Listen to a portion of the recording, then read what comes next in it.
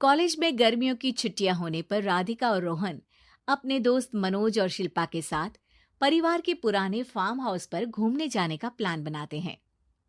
Guys, तुम दोनों को वो फार्म हाउस बहुत पसंद आएगा। बचपन से ही वो मेरी और रोहन की सबसे पसंदीदा जगह रही है। पर मैंने तो इतने सालों में तुम्हारे मुंह से कभी फार्म हाउस का नाम तक नहीं सुना। बचपन में फार्म हाउस जाते थे, लेकिन फिर अचानक सबने वहां जाना बंद कर दिया और वजह कभी किसी ने बताई नहीं। पर अब हम चारों मिलकर वहां धमाल करेंगे। इसी तरह बातें करते कुछ घंटों का सफर तय कर चारों शहर से दूर ऊंची पहाड़ी पर बने राधिका और रोहन के फैमिली फार्म हाउस पर पहुंच जाते हैं। वाह यार, ये तो बड़ा ही सुंदर है। पूरा घूमोगे तो और अच्छा लगेगा, लेकिन उससे पहले सब फ्रेशन अप हो जाओ, फिर साइट सीइंग के लिए जाएंगे। राधिका और रोहन अपने अपने कमरे में चले जाते हैं, लेकिन मनोज और शिल्पा घर में घूमने लगते हैं, जहां शिल्पा की टक्कर हॉल के बीचों बीच रखी एक पुरानी लकड़ी की कुर्सी से होती है। आह, लग गई रे माता, इस कुर्सी को बीच में किसने रखा हुआ है? अरे तेरे स्वागत के लिए भूत ने रखा होगा। ओए, तुझे बहुत हंसी आ रही है। जब खुद टकराएगा तो पता चलेगा। हाँ ठीक है, पर अभी तो तू इसे साइड में रख दे। शिल्पा कुर्सी को एक कोने में रख देती है और वो दोनों भी अपने कमरे में चले जाते हैं, जिसकी थोड़ी देर बाद चारों बाहर घूमने निकल जाते हैं। इसी तरह रात हो जाती है। फार्म हाउस में वापस आकर वे लोग सीधा सोने चले जाते हैं। आधी रात को मनोज की नींद खुलती है। बड़ी तेज प्यास लगी है, पानी साथ लेकर सोना चाहिए था। हाँ, अब रसोई तक जाना पड़ेगा। मनोज आंखें मलते हुए कमरे से हॉल में आता है और अचानक रास्ते में रखी कुर्सी से टकराकर जमीन पर गिर जाता है।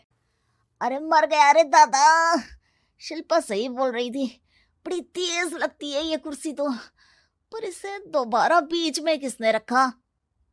मनोज एक बार फिर उस लकड़ी की कुर्सी को कोने में रख पानी पीकर कमरे में चला जाता है। अगली सुबह जैसे ही चारों की नींद खुलती है तो उन्हें अपने बेड के पास साइड टेबल पर चाय का कप रखा मिलता है, जिसे देख वो खुशी खुशी चाय पीकर तैयार होकर कुछ देर बाद हॉल में मिलते हैं। थैंक यू यार राधिका, मुझे नहीं पता था कि तू इतनी अच्छी चाय बनाती है। वैसे मुझे उस बेड टी की बहुत जरूरत थी। ये और चाय, अरे इसे तो पानी तक उबालना नहीं आता। मतलब तूने हमारे लिए चाय बनाई क्या दोस्त? अरे चल पागल है क्या, इतना भी प्यार नहीं है मुझे कि तुम्हारे लिए बेड टी बनाऊं। चाय पर ये चर्चा करते हुए मनोज जैसे ही पीछे मुड़ता है तो एक बार फिर लकड़ी की पुरानी कुर्सी से टकराकर उस पर गिर जाता है।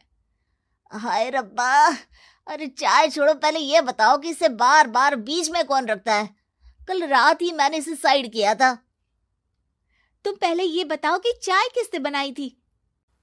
सबकी बातों को कुछ देर ध्यान से सुनने के बाद राधिका हैरानी से कुर्सी की तरफ देखने लगती है।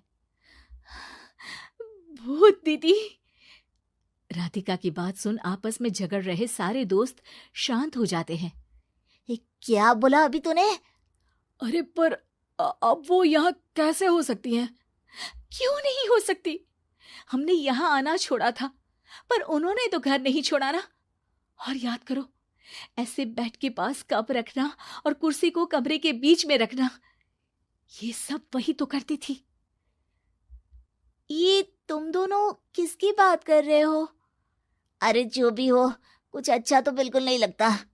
अब देखो, डरने की कोई जरूरत नहीं है।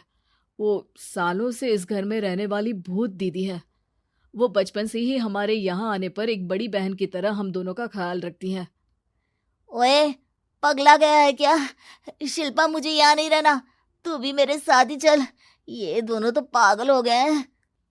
जहां मनोज डर से वापस जाने की बात कर रहा होता है, वहीं शिल्पा अपने फोन में बिजी होती है। क्या तुम्हें यहाँ की सिचुएशन समझ में नहीं आ रही जो फोन में लगी हो? जिसे जो करना है करो, मैं तो जा रहा हूँ। मनोज हड़बड़ाहट में अपने कमरे की तरफ जाता है, जिसके साथ राधिका और मोहन भी उसे रोकने के लिए पीछे पीछे जाते हैं, लेकिन शिल्पा वो तो अभी भी फोन में लगी रहती है। कुछ देर बाद जब वो तीनों दोबारा हॉल में वापस आते हैं तो शिल्पा को सबके पैक्ड बैग्स के साथ देखकर हैरान रह जाते हैं। ये सब क्या है शिल्पा? यहाँ हम इसे समझा रहे हैं और तुम हमारे बैग्स भी पैक कर कर लेकर आई। अरे आखिर में फोन से बाहर निकलकर कुछ किया तो सही इसने। दोस्तों देखो, कल से हम यहाँ हैं। भूत दीदी ने कुछ किया नहीं ना? फिर डर क्यों रहे हो? 4 दिन और रुकोगे तो पता चलेगा कि क्या होगा। मतलब? इस पर शिल्पा उन तीनों को फार्म हाउस से बाहर लाकर फोन में पुरानी न्यूज का आर्टिकल दिखाती है। सालों पहले यहाँ रह रही औरत ने अपने दोनों बच्चों को सुबह सुबह दूध में जहर पिलाकर मार दिया और फिर हॉल में उस कुर्सी पर खड़े होकर खुद भी फांसी लगा ली थी। तुम्हारी बातों से मुझे इस केस की याद आ गई। गूगल किया तो पता चला कि ये वही फार्म हाउस है। अभी भी यहाँ रहना चाहते हो जिससे कुछ दिनों में वो सबको थोड़ा थोड़ा जहर देकर मार दे? अरे पर ये दोनों तो बचपन से यहाँ आ रहे हैं, फिर इन्हें अभी तक कुछ क्यों नहीं हुआ? वो तो पापा बताते हैं कि हम आते थे। हाँ, और मुझे भी एक बार का ही याद है। वाह, और कहानियां तो ऐसे सुना रहे थे जैसे सदियों से यहीं रहते हो। तीनों ये बात कर ही रहे होते हैं कि अचानक फार्म हाउस में से एक आवाज सुनाई देती है। मैं यहाँ किसी को जिंदा नहीं रहने दूंगी, किसी को नहीं। बस ये सुनने की देर ही होती है कि चारों डर से कांपते हुए तुरंत कार में बैठकर वहां से भाग जाते हैं।